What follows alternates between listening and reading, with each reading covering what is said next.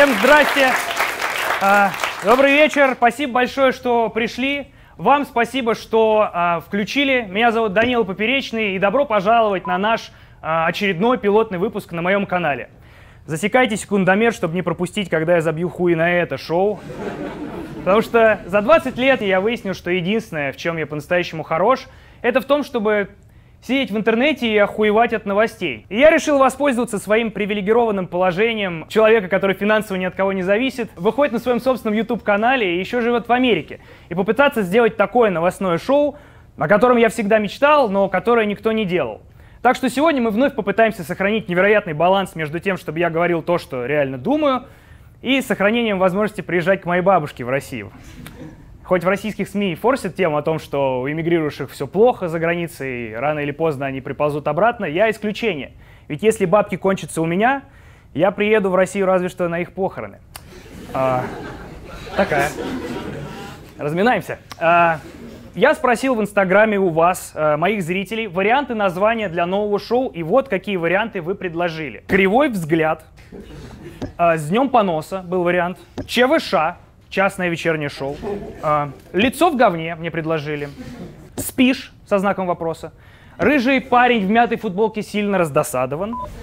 Мне понравился вариант «Клик-клак» на СТС, но он, к сожалению, занят. Было миллион вариантов каламбуров с моей фамилией, но самый классный был на английском языке, звучал как Poperationist Dialogues in Minor, сокращенно «Попердим», человек мне написал. Но больше всего мне понравился вариант пользователя под ником Влад Тепло, который просто написал «Too Late Show». Я подумал, да, из-за разницы во времени мы будем выходить в России глубокой ночью. Подобных форматов выходила уже огромная куча, и я делаю его самым последним.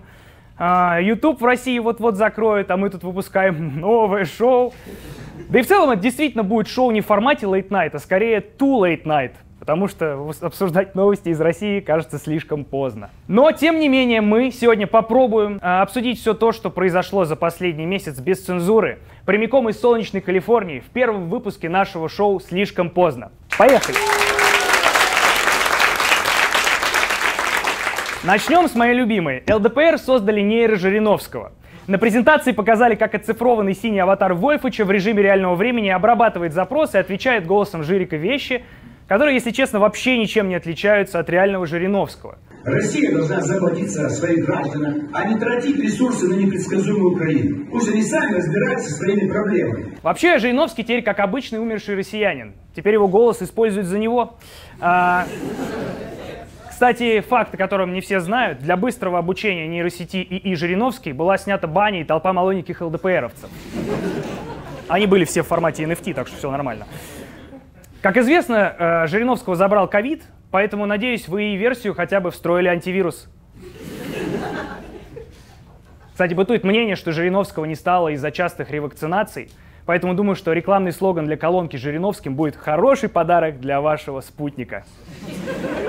Забавно, что все политические функции Жириновского в полной мере может заменить искусственный интеллект. Он просто говорит вещи, ни на что по сути не влияет и тоже хранится в ящике.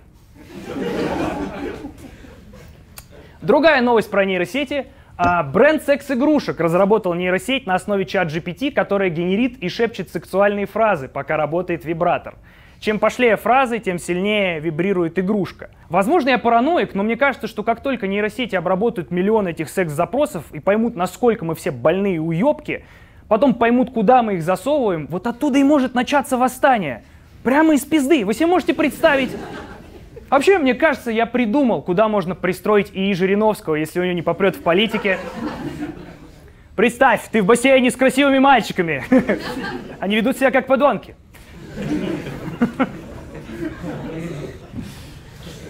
К другим новостям, к образовательным. Несколько школ в РФ начали закупать беспилотники для обучения детей. Цитата. «Это, во-первых, займет ребят полезным и интересным делом, отвлечет от того, чем не надо было бы заниматься. Во-вторых, это так называемая ранняя профориентация пойдет на пользу в конечном итоге и стране», заявил Путин. Кажется, Вован просто хочет взять на вооружение отмазку при очередном ударе беспилотниками по Украине. Типа, ой, да это не мы, это ж, я клянусь, это школьники балуются, ебать. Я вообще здесь ни при чем. Ну и давайте честно сразу расставим все точки над «и». Путин, очевидно, подготавливает себе со школы специалистов для войны. Вряд ли он воспитывает операторов, потому что, бля, я хочу такой пролет, чтобы ты для инсты мне снял, как я наконец хочу. Ну что ж, ждем новых атак дронов по стратегически важным объектам. Магазинов с жвачками и шоколадками. Это потому что школьники дронами управляют. Вы что, ебанутые? Это охуенная шутка, блядь. Вы что, ебать? Гайс, здесь крутая комедия.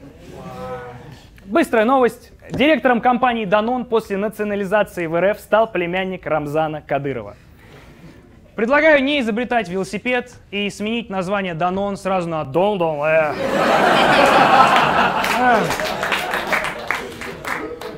Джингл еще такой будет, типа Дон-Дон. Заебись. Все готово. Все готово. Прямо сейчас будет блог специально для Павла Дурова. В Телеграме появились сторис. Нововведение появилось в приложении с последним обновлением. Вообще, честно вам скажу, радоваться историям в телеге звучит так, как будто я крепостной крестьянин, блядь, который разговорился с кучером. Вообще, в целом, я рад этому обновлению, потому что я до этого даже и не знал, что на самом деле мои любимые блогеры — это Виктор Ремонт Кухня и офис Пушкинская 7. И небольшой совет для моих бывших одноклассниц. Отдать ребенка в кружок — это не значит снимать его в сторис Телеграма. Такая. Перейдем к более высоким темам. РПЦ заявила, что пацифизм несовместим с учением православной церкви. Это произошло в рамках заседания церковного суда, над которым рассматривали высказывание костромского священника Иоанна Бурдина, который выступил против войны. РПЦ заявили, что пацифизм, цитата, был часто присущ еретикским трудам. Вот здесь на самом деле вообще ничего удивительного. Вспомните, как батюшки ебашат младенцев об воду на крещение, и скажите мне, что эти люди хотят мир. Да и потом у нас в церквях всегда бабки давали пизды, если без платка. Не знаю. Не знаю. К сожалению, на самом деле, как бы грустно это ни звучало, испокон веков так работает, что РПЦ монетизирует любое человеческое горе. Поэтому чем больше коллег и убитых, тем больше заказов, молитв за здравие и упокой. Это просто бизнес, к сожалению. А вообще получается, раз 6-я заповедь Божия «Не убий» в рамках СВО претерпела какие-то правки, интересно, что с остальными. Типа не произноси имя Господа всуе, кроме моментов, когда тебя прям правда заебали. Вот тогда можно. Не создавай себе кумира, но только если это не шаман. Его можно. Не кради ничего, кроме бытовой техники с боевых действий. Продолжаем церковную тематику. Совет Федерации одобрил закон о запрете смены пола. После принятия этого закона Министерству транспорта стоит задуматься о ребрендинге. Теперь это будет не Минтранс, а Минмужик и Макс Баба. Ну, от греха подальше. Возможно, сейчас вам кажется, что это не такая важная тема, но поверьте мне, это просто очередной прецедент, который потихоньку подталкивает мысль, что депутаты Единой России сами будут решать, что вам делать с единственным, чем вы по-настоящему, по сути, владеете — вашим телом. Бля, я реально не понимаю, вот если я захочу отрезать хуй, мне надо Путину звонить, типа.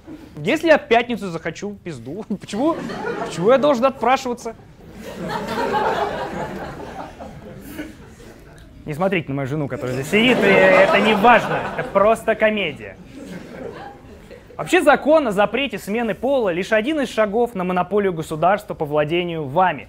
Да, смена пола — это не такая однозначная и популярная операция, но вот увидите, через какое-то время правительство начнет запрещать аборты, потому что, нужны новые бойцы, а граждане не спешат рожать в условиях такой нестабильности. И это уже не мои домыслы, это реально происходит. Следующая новость. Минздрав РФ предложил ограничить продажу препаратов для прерывания беременности. Но по моей информации это лишь первая часть плана по восстановлению демографических показателей. Вторая, по всей видимости, будет заключаться в том, что министр здравоохранения России будет бегать по ночам с иголкой и дырявить презики в супермаркетах. К другим новостям о правительствах, контролирующих тела. В Афганистане Талибан полностью запретил женские салоны красоты. Ну, тут, мне кажется, все очевидно. Потому что, видимо, красота требует жертв. Ну и пара новостей прямиком из Средневековья. С 1 июля в России появились первые медицинские кабинеты, в которых будут лечить ориентацию. Представляю, как врач будет сообщать диагноз. Просто открывает анализы такой: извините, у меня для вас не радужные прогнозы. Прикиньте, вы приносите новому врачу свою старую медкарту, а в ней история болезней: краснуха, воспаление легких, педерастия. И ты такой: ну там тогда сезон такой был, я всю семью перезаражал, ебать. Интересно, как вообще будет выглядеть лечение? Даня, ты не гей, просто любишь какать. Ну типа, что они будут говорить, как они будут... Не знаю. Возможно, гомосексуальность будут лечить так же, как алкоголизм. Просто предложат зашиться. Но я ставлю на то, что, скорее всего, в России будут делать прививку. Вводить в организм немного ослабленного гейства, чтобы твой иммунитет мог с ним справиться. Врач просто будет провожать тебя за ручку до дома и целовать в щеку. Эта вакцина тоже, кстати, называется «Спутник». Я, естественно, не верю в то, что можно изменить ориентацию. По сути, в РФ в сфере здравоохранения просто появляется карательный орган, который просто будет загонять геев обратно в шкаф. Они правда верят, что можно этим переболеть. Вдруг у этого будут последствия, как после ковида. Типа такой: блин, я вот после того, как гейством переболел, у меня весь вкус к одежде пропал, нахуй. С другой стороны, в новости сказано «лечение ориентации». Вдруг дело не в гомосексуальности, а ты приходишь к врачу, он смотрит твои анализы такой: о, ориентация север, ебать. Лолиту слушали в последнее время долго, блядь. Такой нахуй кек для пенсионеров. К другим уморительным новостям: в Беларуси разрешили заводить уголовные дела на умерших людей и судить их. Это чистая правда. Возможно, Лукашенко думает, что может наказывать людей после смерти, потому что он черт.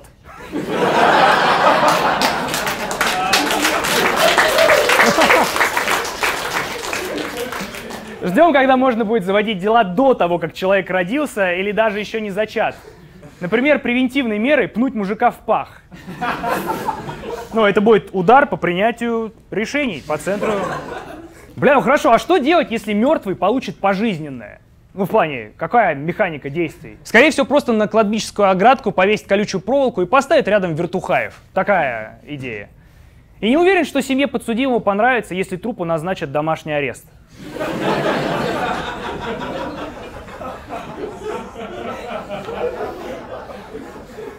Вообще, в этой новости наглядно видно, что отличает ментов от обычных людей. Это желание докопаться. Переходим к следующей новости. Глава СПЧ заявил, что он промолчит, если большая часть россиян выступит за возвращение смертной казни. Видимо, зарплата в Совете по правам человека начисляется по принципу молчания золота. Вообще иронично, если в России вакансия «палач» появится на HeadHunter. Ну, просто где еще, как не там, искать охотника за головами? При этом другая новость. Уровень оптимизма населения на рекордных максимумах. Помощник Путина заявил, что в России вернулись половина тех, кто уехал после начала мобилизации. Конечно, уровень оптимизма растет, ебать. Потому что многие из тех, кто не смог уехать от мобилизации, уже не жалуются. Новость из мира хай-тек.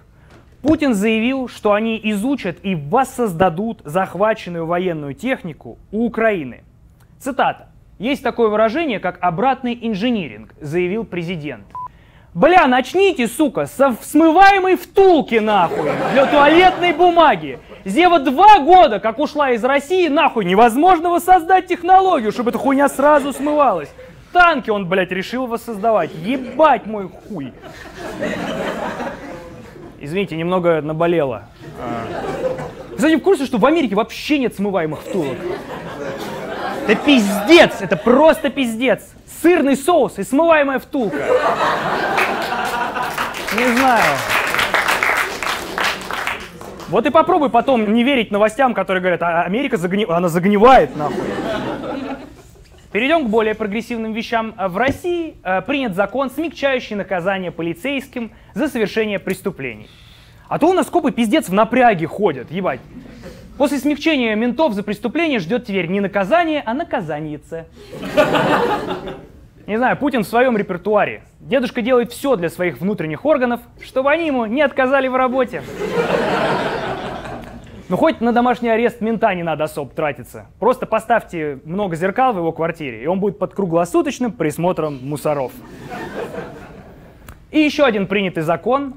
Путин подписал закон об изъятии загранпаспортов у призывников. Согласно закону, загранник должен сдать сам призывник. И, возможно, этот закон сработал бы с документами других стран, но, как известно, русские не сдаются. Ебать. Не знаю, скоро из права на свободное перемещение заберут еще и ноги. Хотя с этим успешно справляется война. Слишком жестко, да? Но... Вот это, кстати, моя любимая новость. Я даже не хочу сначала начинать на нее шутить, просто хочу, чтобы вы ее посмаковали. Фонд президентских грантов выделил 2 миллиона рублей на продвижение Z-ценностей среди детей с синдромом Дауна.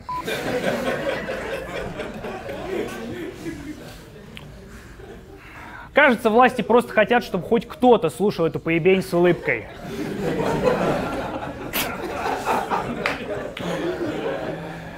Я уже даже придумал название этой программе «Downgrade». Это все просто шутки. На самом деле, мне правда кажется, что эти ребята такие: что? А почему вы говорите, что защищаетесь, если вы напали? Мы дауны, а не идиоты. Вообще ужасно, что наши общие деньги тратятся на то, чтобы промывать голову детям, а не на их адаптацию к социуму и специальную помощь. Поэтому я решил немного восстановить баланс и пожертвовал 2 дня назад в фонд «Синдром любви», который как раз работает с детьми с синдромом Дауна, 500 000 рублей. Да, это в 4 раза меньше, чем грант властей, зато в 1 000 000 раз полезнее. Ну и я просто купил себе возможность пошутить 3 шутки про даунов. Дорого, но честно. Ну и как кто-то из вас мог заметить, у меня заклеена рука. Дело в том, что я сделал себе новую татуировку. У меня до этого было только 2 татухи. Первая парная татуха с Ильичом, какашка, которая практически выпала у меня. Нет, прошу прощения. Это я про сегодняшнее утро. Первая татуха — это какашка, наша парная с Ильичом, которая благополучно выпала из Ильича, и он оставил меня с говном наедине, нахуй. И рецепт бабушкиных пирожков, который я набил на ее день рождения. И я подумал, что эта татуировка должна быть связана с кем-то по-настоящему для меня важным, с кем мы знакомы с незапамятных времен, кто постоянно помогал мне, с кем мы столько раз путешествовали по миру, кого я очень сильно люблю и без кого я уже не представляю свою жизнь. Да, я знаю, что это клише, но я набил татуху с Aviasales.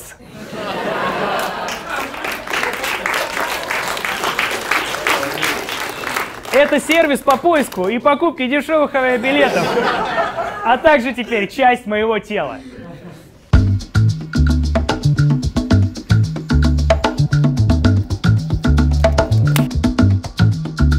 Сюда, мне кажется, чуть-чуть. Не, вот сюда, да, вот так.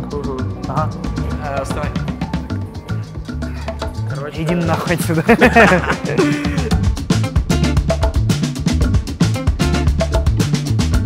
Ну, в целом, все, переводилка. Ну, так будет, только черная.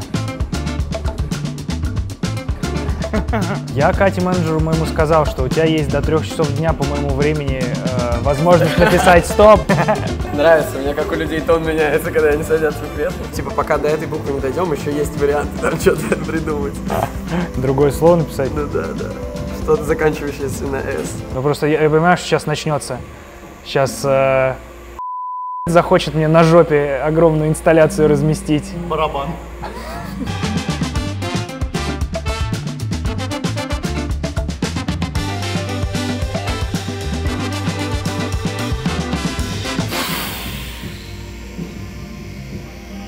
Я просто понял, что творю. Нормально? Все, жена одобрила. Спасибо Aviasales за такое близкое размещение.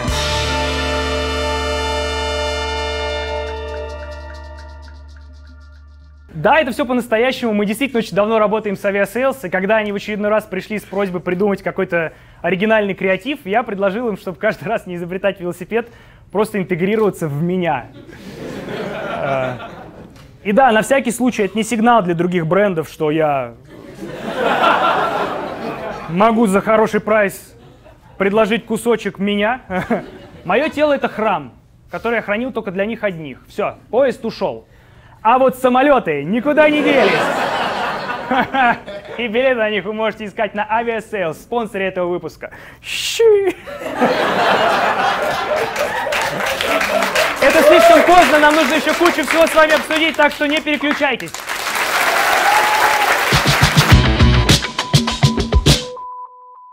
Так, сейчас у нас более подкастовая часть будет с вами. Знаете, что я вам хотел рассказать? Я последние 2 месяца занимался самой стыдной хуетой на свете. Я же выложил свой концерт у себя на сайте за деньги. И я 2 месяца, лично я, без остановки, гуглил перезаливы своих концертов.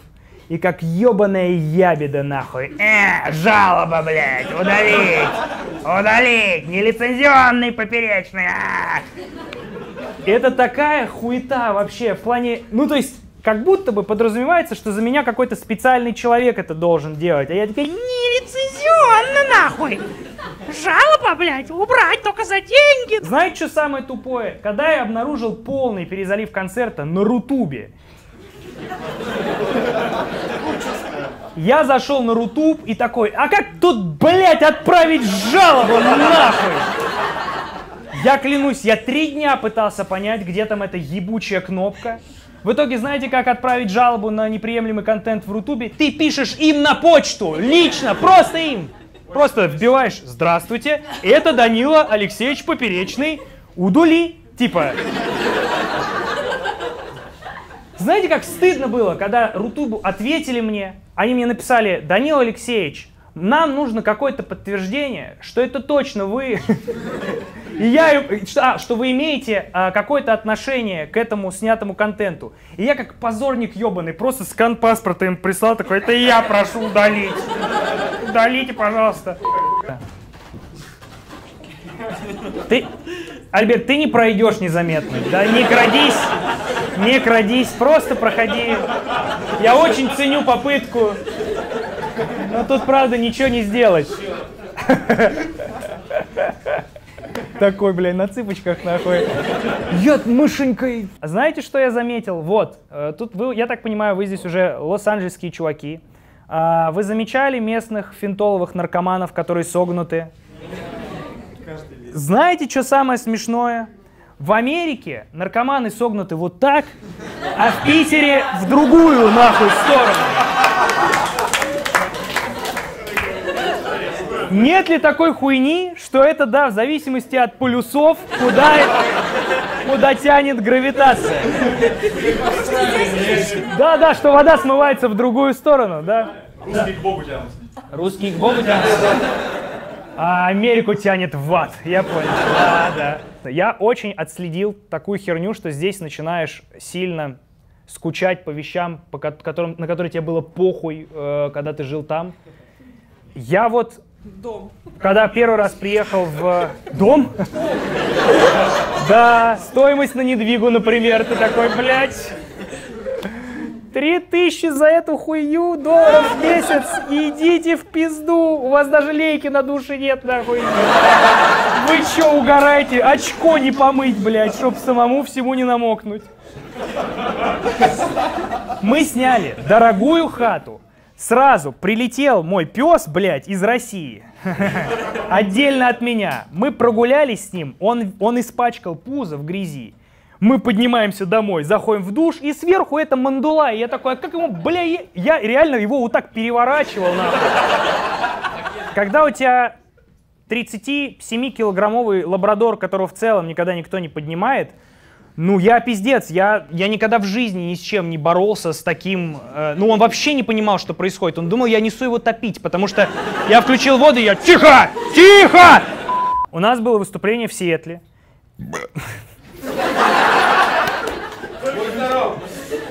Спасибо, я здесь до вторника. Хорошего вечера. Бля, извините, пожалуйста. Мы, короче, выступаем в Сиэтле. А у нас как работает? Ты, естественно, список площадок, ну, то есть тебе присылают организаторы. И мне, как дебилу, как ребенку, блядь, присылают их в картинках. Какие, вот такой зал тебе нравится? Я такой, красивый. И все, и мы работаем. Я типа как в меме, красивые. И мы приезжаем в Сиэтл. По-моему, блядь, был в Сиэтле. Кир, в Сиэтле? И я подъезжаю к зданию, а это огромный... Сан-Фран, да, в Сан-Франциско. Я думаю, нет, нихуя. Я разве там выходил под город в стиле диско?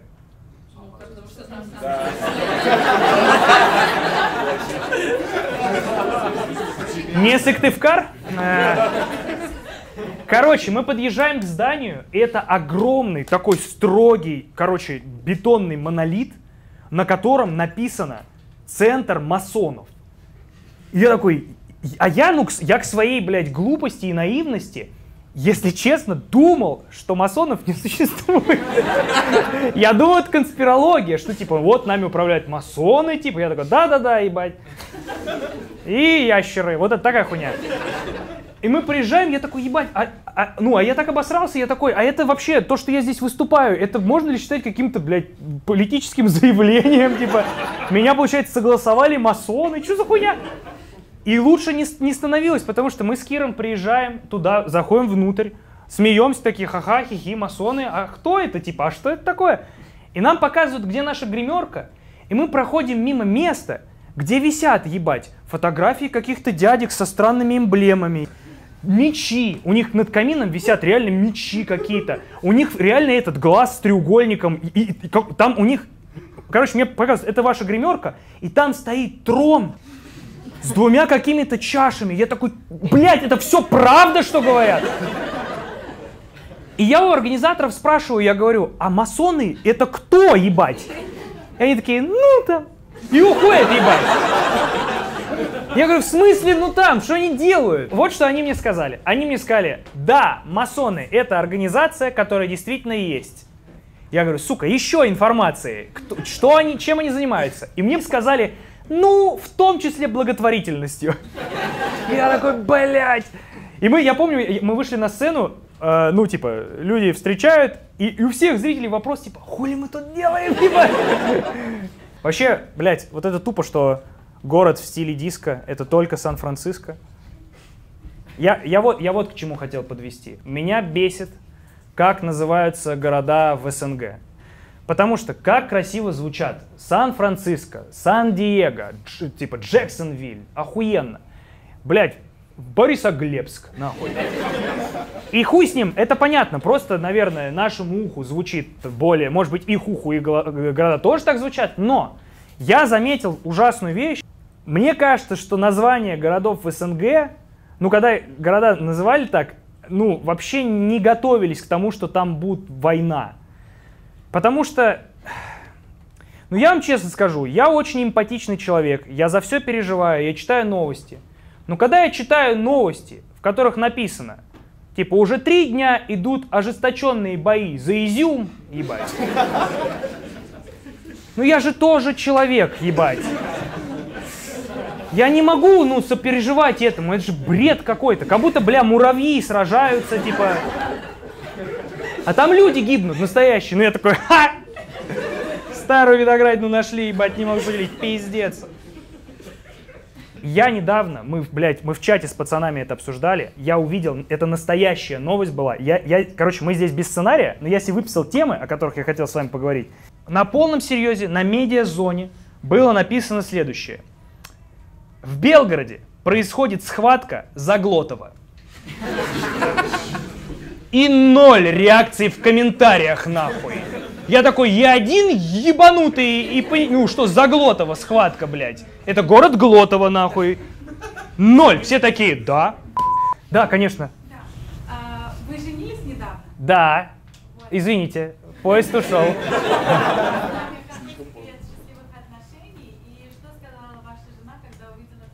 Секрет счастливых отношений в том, чтобы эти отношения были, чтобы им было не больше 3 лет от роду. Пока секрет такой. Дальше я не знаю. Я боюсь раздавать советы, потому что, возможно, все, что я думаю правильно, губит потихоньку отношения. Единственный совет, который я могу дать относительно того, чтобы ваши отношения были крепкими, сразу начинайте отношения с пердежа. Сразу. Объясню. Потому что, как это обычно происходит? вы все что-то друг перед другом пытаетесь сделать вид, что вы не срете, не пердите. Потом начинаете вместе жить, и наступает момент, когда вы такие «форт», и все. Уже ощущение «он больше не старается».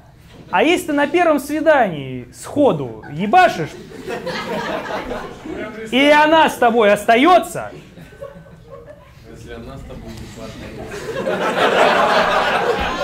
смотри, если она с тобой ебашит, тащишь ее в ЗАГС нахуй. Потому что это человек, с которым ты будешь свободен по-настоящему. Полина никогда не пердела. В моменты, когда она надо мной прикалывалась, она просто подносила колонку к жопе и включала на ней звук пердежа, чтобы я обманулся. Справедливо. Полин, понимаешь, проблема в том, что я монтирую эту ебистику. И что бы ты в свою защиту не говорила.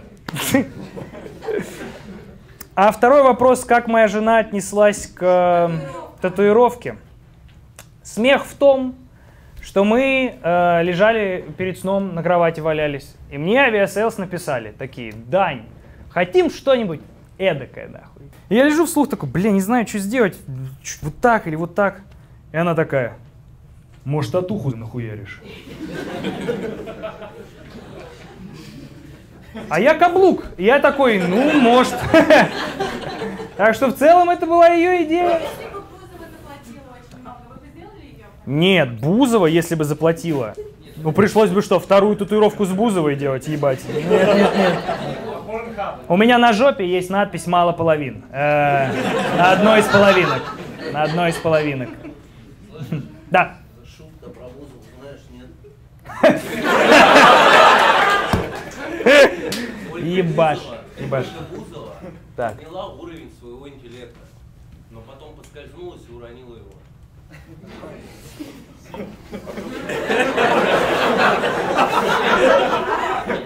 Милорд, ты готов? Охуенно.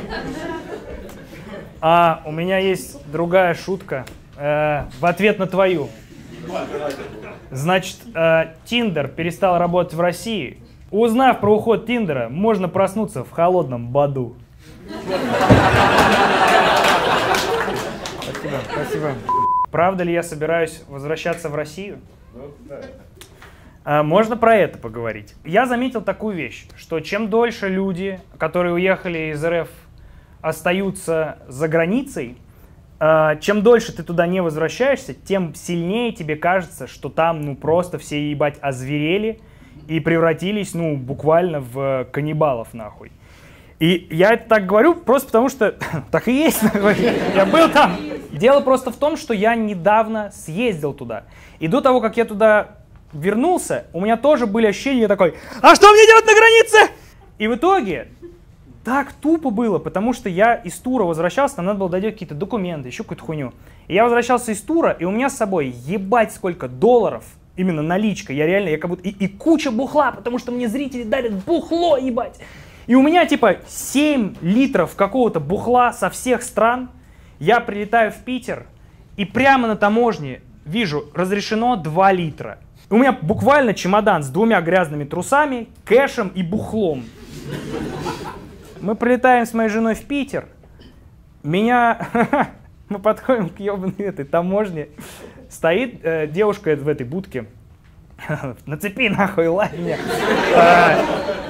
Девушка-таможник берет мои документы, вот так открывает, смотрит на меня и говорит: а я могла вас где-то видеть? И я такой, сука, и я говорю, ну, наверное, в интернете. Я сам думаю, не дай бог она такая, нихуя, в сводках, пакуйте его хуям собачьим. И в итоге она говорит: да, проходите. Я прохожу дальше, как раз до этого, до зеленого коридора, и думаю, ну пиздец, мне сейчас точно просветят чемодан и скажут: блядь, ну типа, короче, будут проблемы. И меня узнает девушка, которая занимается этим просветом. Я говорю: здравствуйте. Она говорит: Данил Алексеевич, здравствуйте. Я такой: я не люблю, когда люди в форме нахуй сразу по имени и фамилии. Очко такое: о. И я ей такой по-тупому говорю: мне просвечивать чемодан? Такая, ну, конечно же, просветите. Я такой, блядь. Я ставлю, я как вот эти алкаши, которые пакет ставят. Дзынь, нахуй, там все загремело, нахуй. И он проезжает, и она мне такая, вы с гастролей? Я говорю, да. Такой, блядь, прости, мать, типа, такая, ебать, да, с гастролей. И она такая, Данил Алексеевич, мы очень рады вашему приезду. И я такой, ебать, как родного. Она вообще забила хуй. И я понимаю, конечно, что, ну, типа, с каждым днем все опаснее и опаснее становится там находиться. Даже не в плане того, что, типа, если ты медийный человек, а если ты просто, блядь, мужик от 18 до 30 лет. Но есть проблема с тем, что у меня осталось очень много близких, за которых я несу ответственность, которые живут в России. И я реально хочу попытаться сохранить возможность хотя бы иногда туда приезжать. И хотя бы разок еще приехать продать Мерс. Вы не представляете, что происходит с ценами на Мерседесы в России сейчас. Если вам кто-то говорил вкладываться в NFT, нахуй. Если бы я знал, ебать, если бы я знал. Я просто по приколу. Мой Мерс стоил 8 мультов. Я за него отдал в 2021. Я по приколу в прошлом месяце написал дилеру, говорю, а может возьмете его за 12? Они такие, да, когда подъезжать? Я такой, нихуя, я подожду, я, ебать, подожду еще годик, когда можно будет приехать, отдать его, и как в этой, блядь, как в Евротуре, ебать, я теперь президент, нахуй.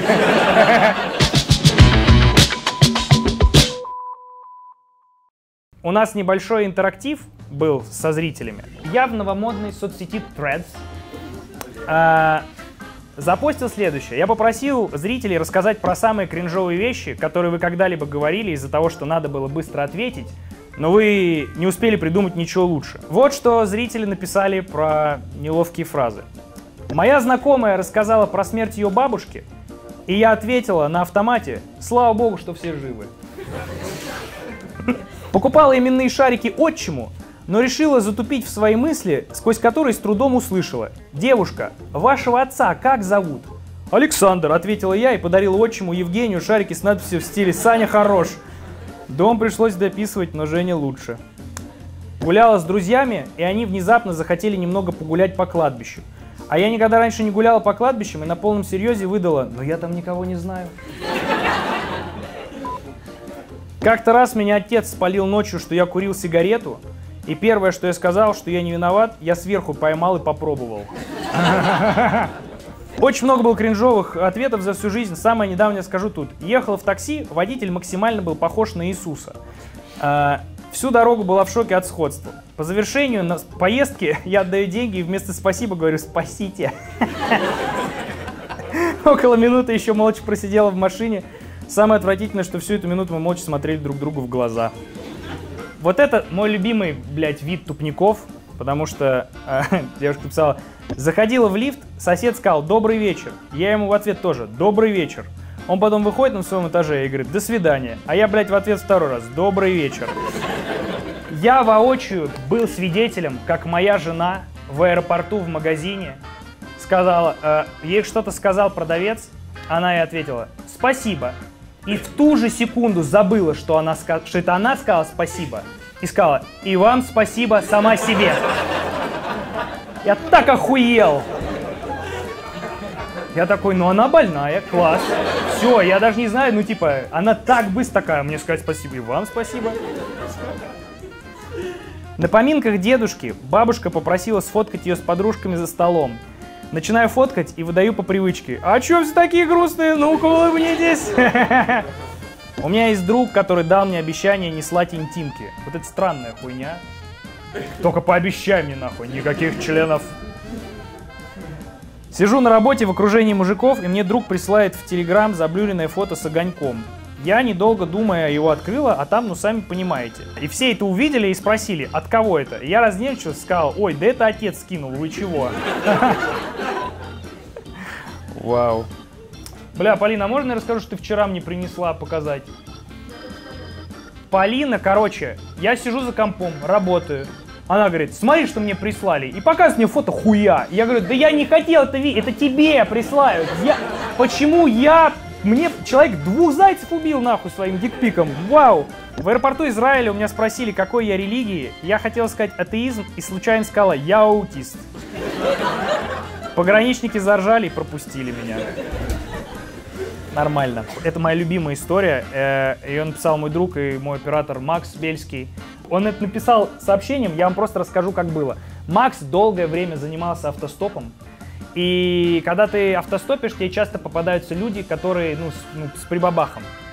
И в какой-то момент чувак, который его вез, предложил ему, чтобы он пососал ему член. Типа, человек едет, говорит, а вот как ты отнесешься к тому, чтобы я тебя отсосал? И Макс сразу на автомате такой, спасибо, как-нибудь потом. Кажется, это потрясающе. Я в этих вопросах, не знаю, думаю, я по-другому отношусь. Я считаю, зачем откладывать на завтра? Если у вас есть какие-то истории, пишите их нам в Threads. Ну а это, видимо, был пилотный выпуск нашего шоу. У нас дальше по плану были гости Том Хэнкс и музыкальный гость Дрейк, но уже слишком поздно. Поэтому увидимся в следующем выпуске. Пока, спасибо, что смотрели.